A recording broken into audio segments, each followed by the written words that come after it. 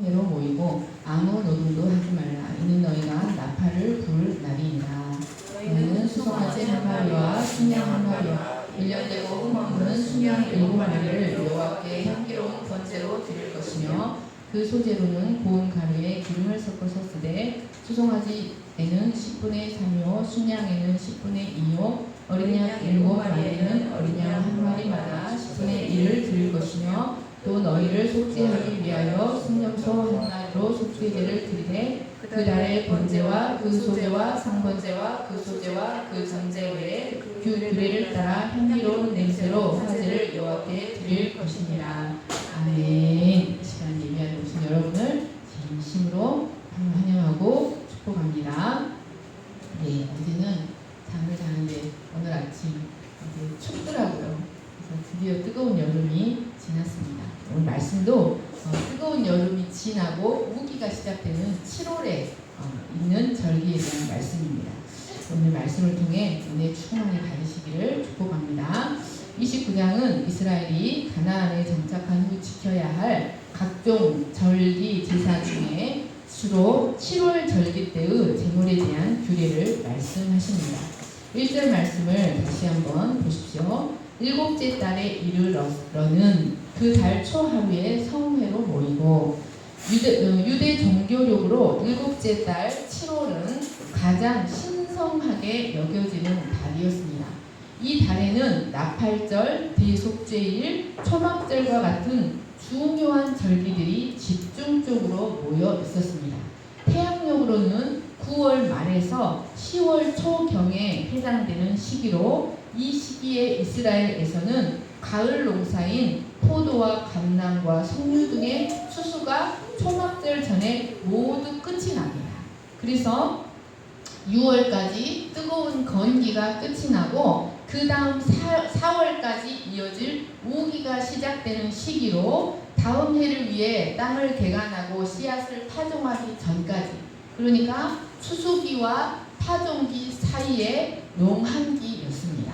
그래서 시간적 여유가 풍성하고 가장 넉넉하여 안식을 즐길 수 있는 기간이었습니다.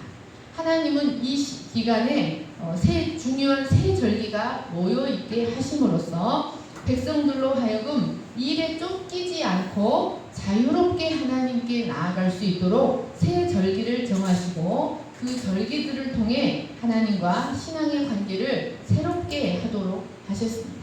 그리고 하나님은 그 절기들을 통해서 하나님 안에서의 참된 안식, 참된 풍요로움, 평화를, 즐거움을 충만히 누리기를 원하셨습니다.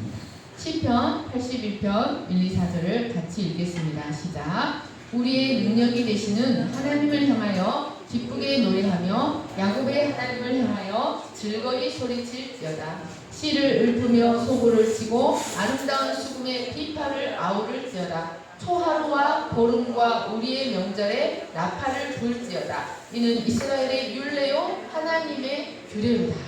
여러분, 초하루는 무엇일까요? 일곱째 달 초하루는 나팔절입니다. 그리고 보름은 7월 15일 초막절입니다. 하나님께서 이처럼 6월절을 종교력으로 1월로 삼으시고 풍요와 안식의 시기인 7월에 중요한 절기들이 모여있게 하신 데에는 아주 놀라운 섭리가 있었습니다. 영적으로 7은 완성과 완전을 상징하며 가장 신성한 숫자였습니다. 하나님은 이 7월의 절기들을 통하여 구속사적으로 그리스도의 초림을 통한 복음 전파의 시대와 회개와 속죄의 시대, 그리고 재림을 통한 추수의 시대를 통해 하나님의 구속이 일직선적으로 완성이 될 것을 이 절기들을 통하여 예표하셨습니다. 그래서 이스라엘은 이 절기들을 통해 추수가 맞춰짐으로 인해 현재의 기쁨과 감사함을 누리는 동시에 그 절기들을 통해 그 현재의 기쁨과 감사를 누리는 동시에 장차 다가올 미래에 이루어질 복음의 시대, 그리고 최후의 심판, 영원한 안식을 미리 경험할 수가 있었습니다. 그러므로 하나님은 이로써 하나님의 백성은 현재만을 살아가는 것이 아니라 현재와 미래를 동시에 살아가는 존재들임을 가르쳐 주셨습니다. 2절에서 6절 말씀을 보시겠습니다. 여러분, 나팔절에는 수송아지 한 마리와 순양 한 마리와 1년 되고 흠없는 순양 7마리를 번제로 드렸습니다. 그런데 이것들을 번제로 드리되 매일 드리는 상번제 외에 그리고 매달 드리는 월삭 외에 드렸습니다. 그러니까 7월의 첫날 나팔절에는 매달 첫날 드려지는 7월의 첫날도 월삭이에요. 그런데 이 7월의 첫날은 다른 달의 월삭과 수준이 달랐습니다. 그래서 이 7월의 첫날 나팔절에는 매달 첫날 드려지는 제물보다 훨씬 많은 제물을 드려야 했습니다. 그 다음 보여주세요. 그래서 이 제물들을 종합해 보면 수송아지 3마리, 그래서 월삭 제물 2마리, 나팔절 제물 1마리, 또 순양 2마리, 월삭 제물 1마리, 나팔절 제물 1마리, 1년 된 순양 16마리. 왜냐하면 상번제물 2마리, 월삭제물 7마리, 나팔절 제물 7마리, 그리고 속죄제로 드리는 순념소 2마리, 월삭 순념소, 나팔절 순념소, 이렇게, 그리고 그 외에 각 번제물에 따르는 소제와 전제가 정해진 규례대로 드려져야 했습니다. 여러분, 나팔절에 이처럼 다른 월삭들의 제물보다 더 많은 제물이 드려졌다는 것은 무엇을 의미할까요? 그것은 그렇습니다. 그 날이 중요하다. 이 날이 매우 중요하다는 것을 의미하였습니다. 나팔절은 구속의 완성을 예표하는 7월 절기의 포문을 여는 첫날이었습니다. 그래서 나팔절 7월 중요한 절기인 7월 절기의 포문을 여는 첫날이기 때문에 이처럼 많은 제물을 드리기도 하였고, 동시에 나팔절은 민간력으로는 신년 초하루였습니다. 그러니까 유대인의 설날은 7월 1일입니다. 우리의 태양력으로 9월 말 10월 초가 유대인의 설날인 것입니다. 그래서 이 유대인의 설날이기 때문에 이처럼 많은 번제 제물들을 드리도록 하셨습니다. 이 많은 번제의 헌물들은 이스라엘이 한 해 전체를 하나님의 뜻에 합당하게 살며 하나님께 헌신한 삶이 되도록 해야 한다는 것을 의미하였습니다. 3절에서 4절 말씀을 보시면 각 번제물의 소재에 대해서 설명합니다. 수송아지 한 마리에는 기름 섞은 고운 가루 10분의 3 에바와 순양 한 마리에는 기름 섞은 고운 가루 10분의 2 에바, 그리고 어린 양 한 마리에는 고운 가루 10분의 1 에바씩을 드리고 그리고 그에 해당하는 포도주를 드렸습니다.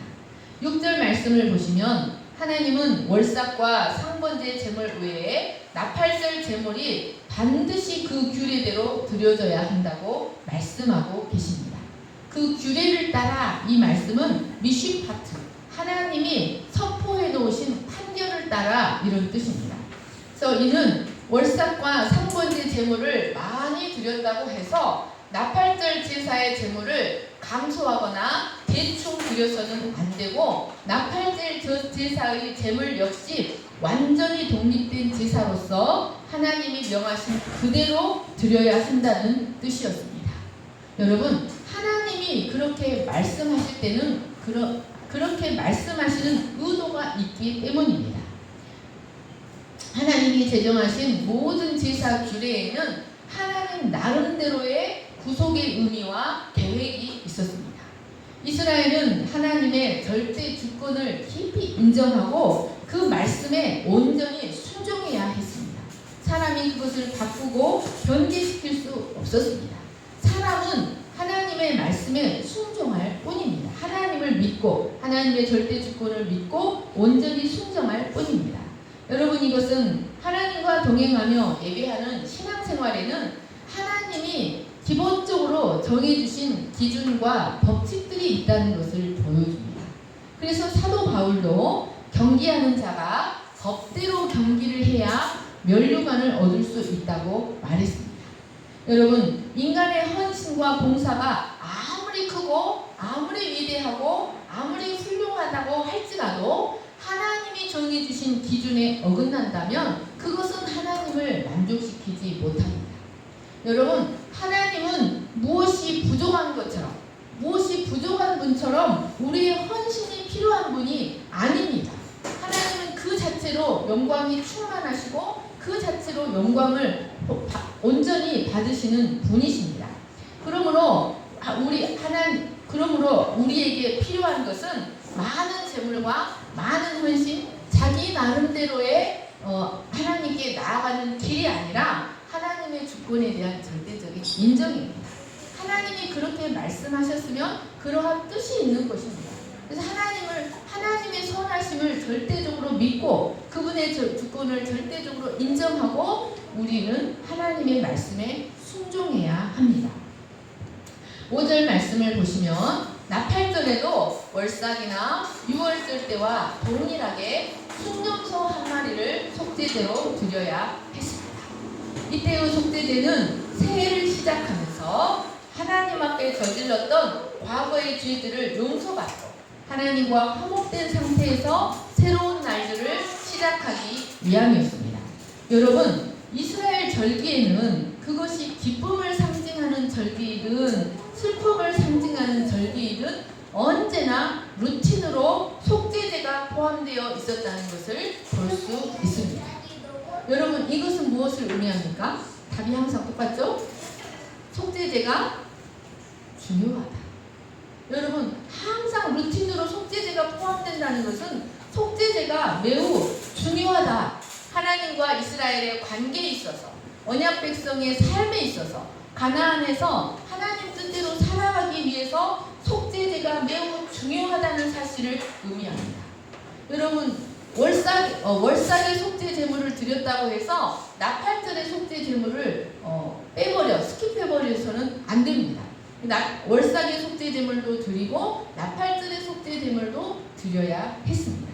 여러분, 이처럼 절기마다 반드시 속죄제를 드려야 했다는 사실은 우리에게 무엇을 가르쳐 줍니까? 그것은 그들과 언약을 맺으신 하나님은 절대적으로 은혜가 풍성한 하나님이시지만 동시에 절대적으로 거룩하신 분으로서 그분은 죄를 용납하지 못한다는 것을 가르쳐줍니다. 하나님은 절대적으로 은혜로우셔서 우리의 허물을 다 덮으시지만, 우리를 사랑하시지만 절대적으로 거룩하시기 때문에, 거룩하고 공의로우시기 때문에 우리가 그 하나님의 은혜를 늘 누리며 은혜 가운데 살아가기 위해서는 반드시 죄 문제에 대한 해결, 죄에 대한 속함이 있어야만 한다는 사실을 가르쳐줍니다.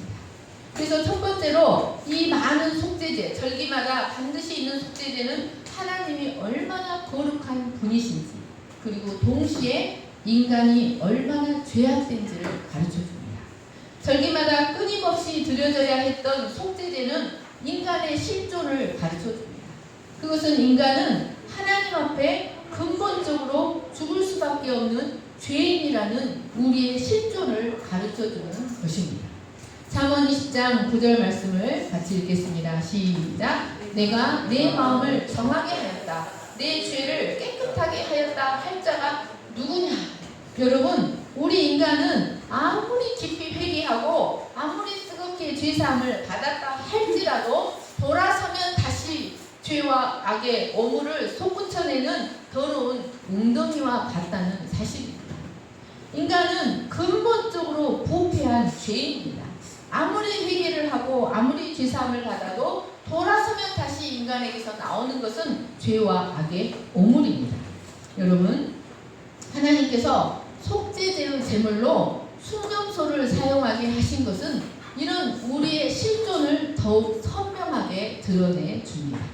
여러분, 염소는 여러 가지 면에서 우리의 모습을 대변합니다. 대체적으로 양은 순종을 상징합니다. 순종과 겸손과 절대적인 의존성과 인내와 평화, 사랑을 상징합니다. 그런데 여러분, 염소는 변덕이 아주 심하고 성질이 고약합니다. 또 염소는 호기심이 많습니다. 그리고 인내심이 약하고 약해서 형을 잘 냅니다. 그래서 염소의 특징이 뭡니까? 네? 고집이 세고 들이받아요. 염소들의 특징은요, 자기들끼리도 막 들이받아요. 여러분, 하나님은 이스라엘 백성들이 절기 때마다 순염소를 속죄제로 드리면서 하나님 앞에서의 자신의 실존을 들여다보기를 원하셨습니다. 그래서 그 속죄제를 드리는 것들을 통해서 자신들의 부정적인 요소를 제거해 나가기를 원하셨습니다. 그런데 여러분, 하나님께서 절기 때마다 속죄제를 드리라고 하신 것은 사실 이런 실존인, 이런 상태인 인간에게 엄청난 은혜라는 사실을 깨달아야 합니다. 여러분, 이 속죄제는 전적으로 타락한 우리 인간에게 무거운 짐이 아니라 무한히 용서해 주시겠다는 하나님의 한량없는 은혜입니다.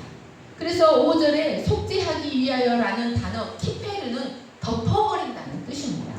죄물의 피로써 그들의 죄를 덮어버림으로 그 죄로 인해 그들을 책망하거나 벌하지 않으시겠다는 뜻이었습니다. 여러분, 우리 인생은 우리가 행한 죄악보다 훨씬 더 은혜롭게 살아가고 있다는 사실을 아십니까? 여러분, 하나님의 은혜가 만약에 우리의 죄악대로 벌하시고 우리의 죄악대로 심판하신다면 우리는 여기 제대로 서 있을 수가 없습니다. 그러나 우리는 우리의 행한 것보다 훨씬 더 많은 은혜와 특권과 축복들을 누리며 살아가고 있습니다. 하나님은 이 속죄제를 통하여 이스라엘이 진실된 회개와 죄 고백을 함으로써 지난날의 허물로부터 자유롭게 되어서 허물로 인한 죄책으로부터 자유롭게 되어 새로운 힘을 덧입고 늘 새롭게 출발하기를 원하셨습니다. 세 번째로 절기마다 반복되는 이 속죄 제사는 짐승 제사의 한계를 보여주고 있습니다. 짐승으로 드려지는 제사는 불완전하여 매번 다시 짐승의 피를 흘려 인간의 죄를 대속해야만 했습니다. 그러나 그 율법이 예표하고 있는 그리스도는 단번에 영원한 속죄의 제사를 드리셨습니다. 그래서 우리는 다시 짐승을 잡을 필요 없이 언제든지 그리스도의 보혈을 의지하여 그 앞에 나아가 죄사함을 받을 수 있습니다. 그리고 그의 피는 제물의 피는 그 순간만 심판을 유보해 줄 뿐입니다. 유보만 하는 것 뿐입니다. 그러나 그리스도의 피는 우리의 양심까지 새롭게 합니다. 그래서 우리를 점점 죄에서 벗어날 수 있게 죄의 권세에서 벗어나서 하나님 앞에 대하여 의에 대하여 살아있는 자로 살아갈 수 있게 해준다는 것을 기억하시기를 축원합니다. 아멘. 자, 그러면 우리는 이 나팔절이 어떤 절기인가에 대해서 배워볼 필요가 있습니다. 나팔절은 절기 중에서 가장 많은 별칭을 갖고 있습니다. 나팔절처럼 많은 별칭을 갖고 있는 절기가 없습니다. 여러분, 이것은 나팔절이 내포하고 있는 의미가 매우 많다. 나팔절이 내포하고 있는 구속사적 의미들이 매우 중요하다는 것을 의미합니다. 이 나팔절의 여러 다른 이름들은 서로 긴밀한 연관 가운데서 매우 중요한 구속사적 의미를 예표하고 있습니다. 오늘은 그 의미 중에서 오직 한 가지, 욤 테루아에 대해서 설명하도록 하겠습니다. 나팔절의 이름은 욤 테루아입니다.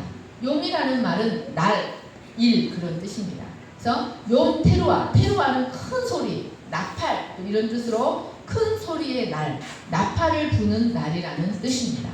레위기 23장 24, 25절을 같이 읽겠습니다. 시작. 이스라엘 자손에게 말하여 이르라. 일곱째 달 그 달 첫날은 너희에게 쉬는 날이 될지니 이는 나팔을 불어 기념할 날이요 성회라. 어떤 노동도 하지 말고 여호와께 화제를 드릴지니라. 여러분, 나팔절의 가장 큰 특징이 무엇일까요? 안식. 또 그건 그렇죠. 안식은 다른 절기도 하잖아요. 나팔절의 가장 큰 특징은 나팔을 부는 거예요. 그런데 여러분, 사실 나팔절에만 나팔을 부는 것이 아니에요. 사실은 모든 절기마다 나팔을 불어요. 그래서 절기가 되면 나팔을 불어서 나팔 소리가 들리면 백성들이 예루살렘으로 모여들어요. 그리고 각종 절기 제사 때에도 제물 준비를 다 해놓고 제물 위에 그 제물 위에다가 나팔을 삐 하고 나팔을 불어요.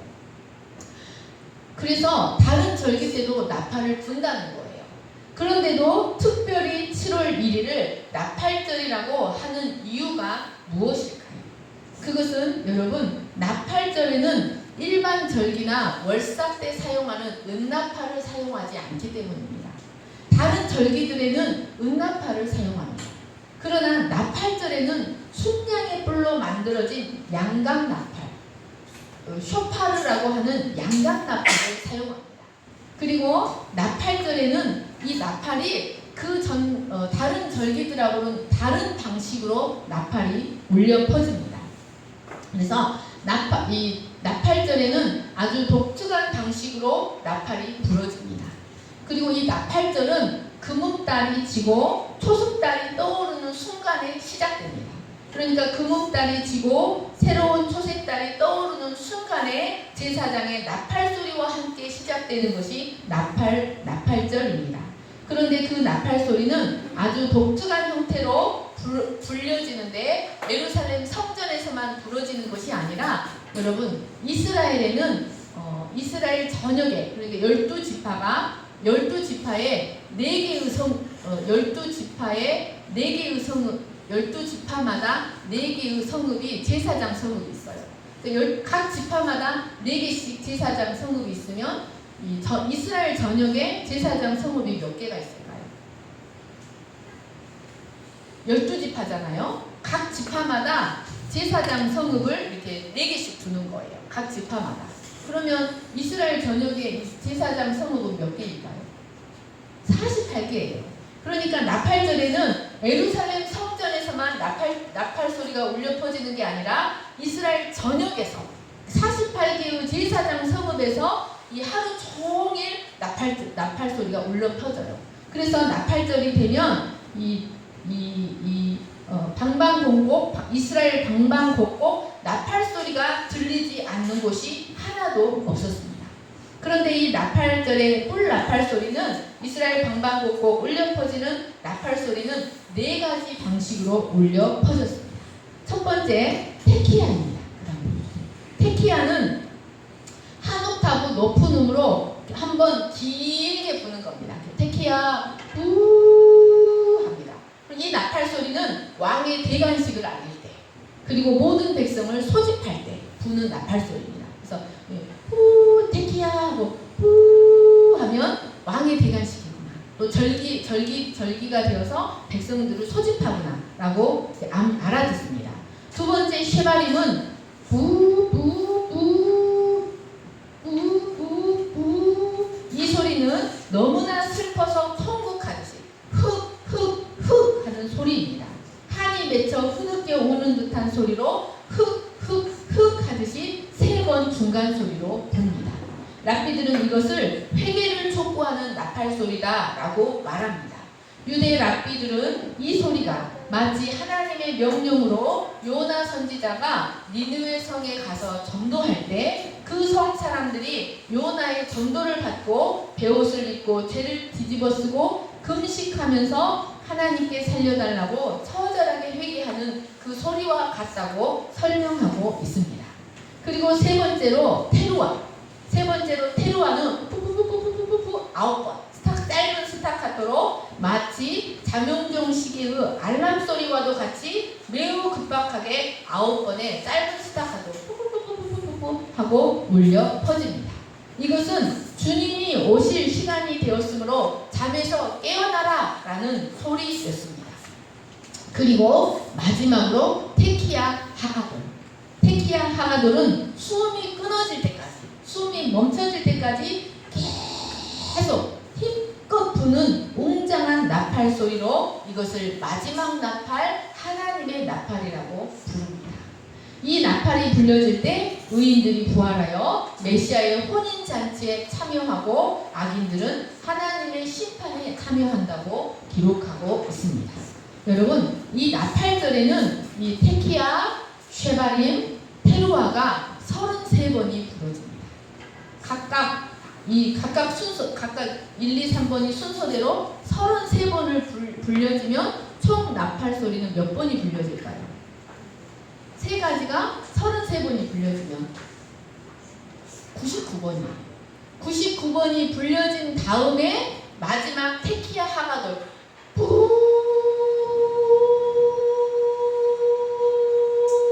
숨이 끊어질 때까지 마지막 나팔, 하나님의 나팔이 맨 마지막에 불려집니다. 이렇게 맨 마지막에 마지막 나팔이 울려 퍼지면 백성들이 큰 소리로 와! 하고 함성을 질렀습니다. 이렇게 나팔절에 제사장들의 나팔 소리가 들리면 시편 89편 15절 말씀을 보십시오. 이스라엘 백성들은 즐거운 소리를 아는 백성은 유복한 자라, 즐거운 소리를 아는 백성은 유복한 자라 하고 반복하여 소리쳤다고 합니다. 그런데 여러분, 여기 즐거운 소리가 바로 테루아입니다. 그러니까 이 말은 나팔절을 경험한 자는 복이 있도다, 이런 뜻입니다.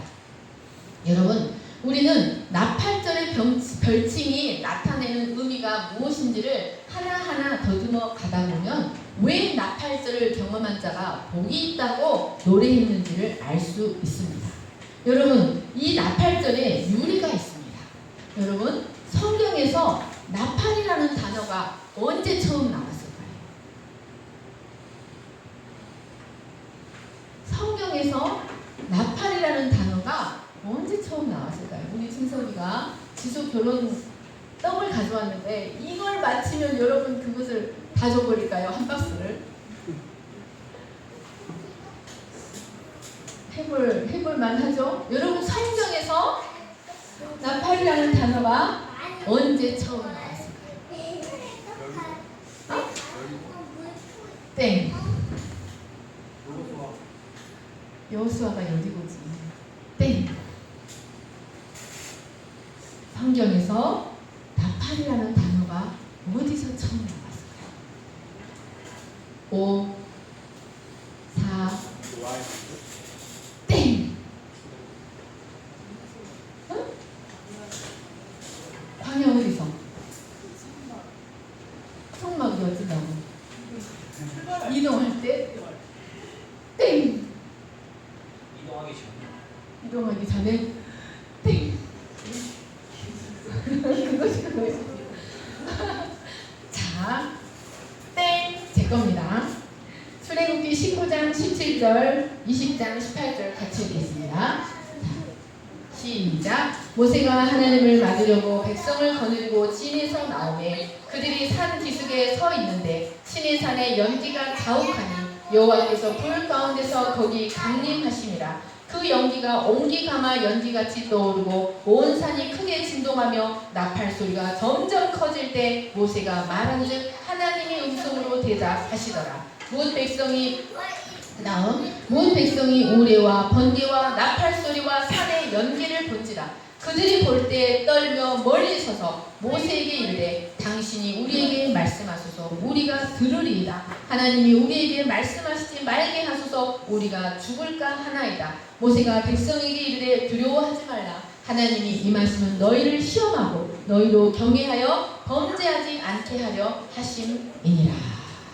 여러분, 광야의 이스라엘이 가장 처음으로 경험한 나팔 소리가 있습니다. 그것은 출애굽 후 홍해를 건너 광야길을 걸어서 시내 광야에 도착하여 장막을 쳤을 때였습니다. 이스라엘은 그들과 언약을 맺기 위해서 시내산에 온 땅을 떨게 하는 우리와 구름과 번개와 연기와 매우 큰 나팔 소리로 강림하시는 하나님을 보았습니다. 그런데 그 나팔 소리가 얼마나 무서운지 그들의 기억 속에 영원히 지워지지 않을 만큼 각인이 될 만한 크고 두려운 소리였습니다. 하나님께서 이처럼 크고 두려운 나팔 소리로 시내산에 강림하신 것은 하나님과의 언약을 잊지 않고 영원토록 그들이 기억하도록 그들의 귀에 새기기 위함이었습니다. 그 이스라엘은 나팔 소리가 그 시내산에서 나팔 소리가 울려 퍼지기 시작하면 그들이 거룩한 하나님과 언약 맺은 제사장 백성이라는 사실을 기억해야 했습니다. 이렇게 우레와 번개와 나팔 소리로 시내산에 강림하신 하나님은 그들과 언약을 맺으시고자 모세를 시내산으로 부르셨습니다. 그래서 모세는 홍해 도하 후 여러분 6월절 날 출애굽을 하고 이스라엘 백성은 초실절 날 홍해 건너편에 홍해 건너편에서 초실절 날 홍해 건너편에 서게 되었습니다. 그리고 그날로부터 50일이 되는 날 모세는 6번째로 시내산에 오릅니다. 그 6번째로 시내산에 오를 때 십계명 2 돌판을 받습니다. 그리고 그때로부터 40일 동안 하나님과 함께하며 십계명 2 돌판과 성막에 대한 계시를 받았습니다. 그러면 여러분 그렇게 무서운 불과 연기와 무서운 나팔 소리를 들으며 하나님과 언약을 맺겠다고 했던 이스라엘은 모세가 율법을 받아서 내려오기까지 경건한 마음으로 기다리고 있었습니까? 그토록 무서운 불과 연기와 우리와 번개와 천둥과 나팔 소리를 들으며 언약을 맺겠다고 다짐했던 이스라엘 백성들이 모세가 내려왔을 때도 여전히 경건한 모습이었습니까? 시내산에 오른 지 40일 만에 하나님이 친히 만들어주신 십계명 2 돌판을 들고 시내산을 내려오는 모세는 이스라엘 백성들의 모습을 보고 참담함을 금할 수가 없었습니다. 그들은 모세가 더디 내려옴을 견디지 못하고 애굽에서 가지고 나온 금과 은과 장신구들을 모아서 금송아지를 만들고 그 앞에 먹고 마시며 일어나 뛰놀고 있었던 것이었습니다. 결국 모세는 그 십계명을 던져서 깨버리고 말았습니다. 이것은 모세의 혈기 때문이 아니라 여러분 이스라엘과 하나님의 언약의 관계가 깨졌다는 것을 의미합니다. 그래서 그날 이스라엘 백성들은 3,000명가량이 죽임을 당했습니다. 그리고 모세는 하나님을 늘 만나던 그 회막을 진영 바깥에 설치했습니다. 이것은 하나님이 그들을 떠났다라는 것을 의미합니다. 그래서 약 3, 4월에 이제 시내산에 올라갔다 이제 8번을 올라갔다 내렸다 하고 이제 약 4월부터 약 3개월간 뜨거운 광야의 뜨거운 건기가 지나가요. 뜨거운 건기 동안 모세는 회막을 진영 안에 설치한 게 아니라 진영 바깥에 설치를 해요. 그래서 이제 모세가 그 회막에 나가서 눈물로 백성들을 중보합니다. 다시 언약의 관계가 회복되기를 중보합니다. 이스라엘도 더 이상 그들과 함께 가나안으로 올라가지 않겠다고 하신 하나님의 진노의 목소리를 듣고 자신들의 몸에서 장신구를 떼어내고 몸을 단장하지 아니하며 하나님께서 진노를 거두시기를 간절히 소망했습니다. 그렇게 모세와 이스라엘이 경외와 회개의 날들을 보내는 약 3개월의 기간 동안 길고 뜨거운 건기가 지나갔습니다. 약 2개월이 지나간 그 다음날 마침내 6월이 되었을 때 종교력으로 6월 엘루럴이라는 종교력 6월이 되었을 때 하나님은 다시 모세를 부르셨습니다. 그래서 모세는 6월 1일에 다시 언약의 회복을 위해 시내산에 올랐습니다. 여러분 시내산에 오르는 모세가 백성들을 믿을 수 있었을까요? 한 번 배반했는데 2번 배반하지 않을까요? 산에 오르는 모세는 백성들이 다시금 우상숭배에 빠지지 않을까 염려되지 않을 수가 없었습니다. 그래서 모세는 백성들이 다시는 그 잘못을 되풀이하지 않도록 하기 위해 자신이 내려올 때까지 매일 아침 이 나팔을 불도록 하였습니다. 그래서 이스라엘은 매일 아침 나팔을 불면서 정신을 차렸습니다. 다시는 동일한 죄에 빠지지 않고자 노력하였던 것입니다. 그렇게 매일 아침 불려지는 나팔 소리는 패역한 이스라엘을 용서하시고 다시금 언약을 회복시켜주는 하나님의 은혜의 나팔 소리였습니다. 하나님은 이러한 광야의 행적을 따라 7월 1일을 나팔절로 제정하시고 하루 종일 100번의 나팔을 불며 나팔절을 기념하도록 하셨습니다. 그래서 이스라엘은 이 하나님과의 언약 관계를 회복하고 다시 율법을 받은 것을 기념하여 나팔절이 되면 하루 종일 꿀 나팔을 불며 율법책을 낭독하였습니다. 그래서 이렇게 율법책을 낭독하며 나팔절을 지킨 이야기가 성경 느헤미야 8장에 구체적으로 나와 있습니다. 이 느헤미야 8장에서 나팔절을 지킨 이야기는 다음 주에 살펴보도록 하겠습니다. 여러분, 이스라엘이 어디서 어떻게 그렇게 나팔 부는 방식을 배웠겠습니까? 여러분, 그것이 하나님으로부터 나온 거예요. 시내산에서 강림하실 때 하나님의 나팔 소리가 그렇게 들렸던 것입니다. 그리고 하나님이 나팔을 그렇게 불도록 가르치신 것입니다. 그런데 여러분 성경에 그렇게 나팔을 불었던 이야기가 또 있습니다. 아까 나왔던 답이에요.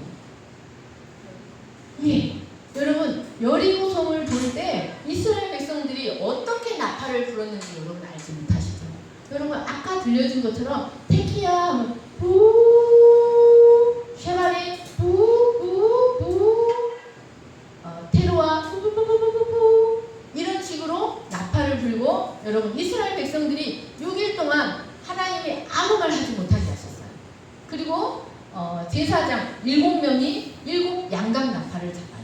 7개의 나팔이 울려 퍼지는 거예요.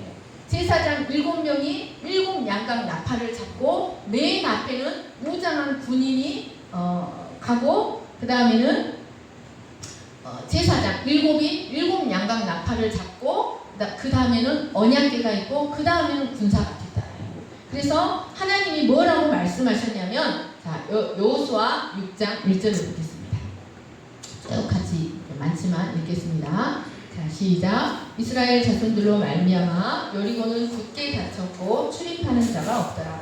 여호와께서 여호수아에게 이르시되 보라 내가 여리고와 그 왕과 용사들을 내 손에 넘겨주었으니 너희 모든 군사는 그 성을 둘러 성 주위를 매일 한 번씩 돌되 엿새 동안을 그리하라. 제사장 7은 7양각 나팔을 잡고 언약궤 앞에서 나아갈 것이요 7째 날에는 그 성을 7번 돌며 제사장들은 나팔을 불 것이며 제사장들이 양각 나팔을 길게 불어 그 나팔 소리가 너희에게 들릴 때에는 여러분 그러니까 6일 동안은 테키야 쉐바리 테루아가 하루 종일 돌 때 그 성이 길겠잖아요. 도는 동안 계속 테키야 쉐바리 테루아 부부부부부부부부부부 이게 이제 그 성을 도는 동안 들려요. 6일 동안은 그 소리만 내고 돕니다. 그리고 제7일에는 몇 바퀴를 도냐면 여러분 7바퀴를 돌아요. 6바퀴 돌 동안 그 테키야 쉐바림 테루아를 계속합니다. 여러분 그 나팔 소리를 듣고 있는 여리고 성의 백성들의 마음이 어떠 있을까요? 미치지 않습니까? 이미 그 전에 이 나팔 소리를 듣기 전에 이미 정탐을 할 때 라합에게 뭐라고 말했냐면 우리의 간담이 녹았고 정신을 잃었다. 이미 그 홍해도화 사건과 광야 이 소리를 듣고 이미 간담이 녹은 백성들인데 6일 동안 아무 말도 하지 않고 나팔 소리만 부는 거예요.